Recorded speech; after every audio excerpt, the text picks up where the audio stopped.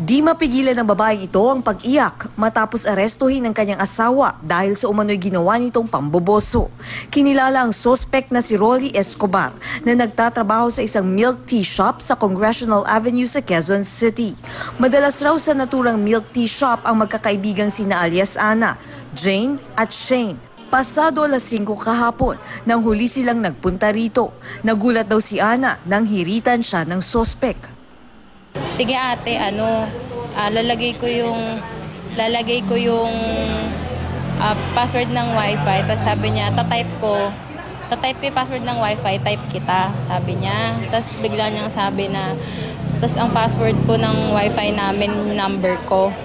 Napansin din daw ng biktima noong gagamit na siya ng CR. Sumabay na pumasok ang suspect sa katabing kwarto.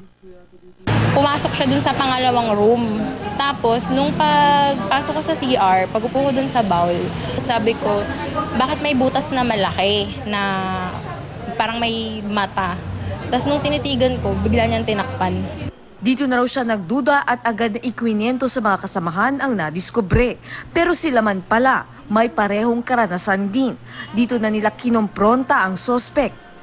May open na window doon, mga ganito lang kalaki ka na. Naaninag ko siya doon. Ang ginagawa niya, tinatakpan niya yung hole ng candy. Agad na nagsumbong ang mga biktima sa kanilang mga magulang. Mali yung ginawa niya. Walang bastos, sobrang sobra. Itutuloy namin. Gusto kasi ng asawa ko ituloy. Okay lang yun. Para matauhan din siya at madala. Ano po ba yung napapala niya dun sa ginagawa niyang gano'n? Sana naisip niya na may nanay siya, may kapatid na babae, asawa niya. Kaya sana wag na po maulit. Ma'am, hindi po ma'am. Wala po akong ginagawang kasalanan. Hindi po ako nanilip ma'am. May asawa at anak po ako. At ko po gagawin yun. Maging ang kasamahang barista, sinegundahan ang sinabi ng suspect. Wala naman silang ebidensya na nanilip yung kasama ko doon. Kasi siyempre doon kami nagluluto, kumukuha ng tubig, doon yung ref namin. Yun nga sila, wala silang ebidensya na naninilip yung kasama ko doon. Gayunpaman, humihingi ang suspect pati na ang kanyang asawa ng tawad sa mga nagrereklamo. Mahingi po ako ng tawad sa mga lahat ng nila ma'am kung may kasalanan ako. Pero wala po akong ginagawang ma'am, paninilip o man. Hindi ko po gawaan yun ma'am. Sana mapatawad niyo yung asawa kung mo po yung naging kasalanan niya sa inyo. Sana pagbigyan niyo pa po siya ng pagkakataon.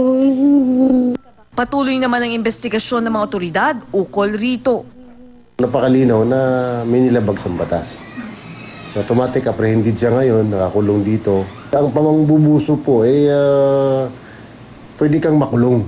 Pero tulad na sinabi ko nga, mababa po ang penalty niyan, mababa rin po ang uri. But then again, that is crimes against person.